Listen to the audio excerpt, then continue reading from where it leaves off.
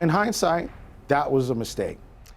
More like a $100,000 mistake, signing blank checks intended for a North County Pop Warner football program. Now, you saw the story first here on 10 News. Accusations that a former board member took those signed checks and siphoned all the money out of the accounts. Well, this morning, the team's vice president sat down with our Team 10 investigator, Allison Ash. And Allison, you say he may have been an enabler. Yeah, well, both he and the president of Vista Pop Warner may have made it easy for that money to disappear. Now, look, there was no forgery at all involved here. The 30 checks that were written to the same board member had legitimate signatures on them. The checks in amounts ranging from $200 to $5,000, all marked reimbursement, all written to the same person, a former board member for Vista Pop Warner. The corner stays with him. We're coming down to the. These are just some of the kids who should have benefited from that money.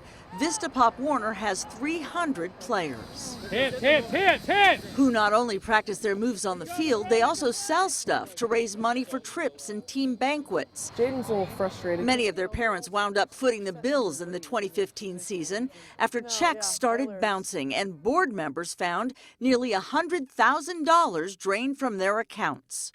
Team 10 isn't naming the person Vista Pop Warner claims took advantage of them. With an accounting degree, who's a teacher, if you can't trust a person like that, who can you trust? That's Andrew Stacer, Vista Pop Warner's vice president, someone who had every right to demand to see the books and know where the money went. But the reports that we were getting from the treasurer were not accurate reports. Sheriff's detectives are investigating that claim and whether the money was stolen. Their job may be a little more complicated since Stacer and other executive board members did this. But you admit you signed some blank checks. Absolutely.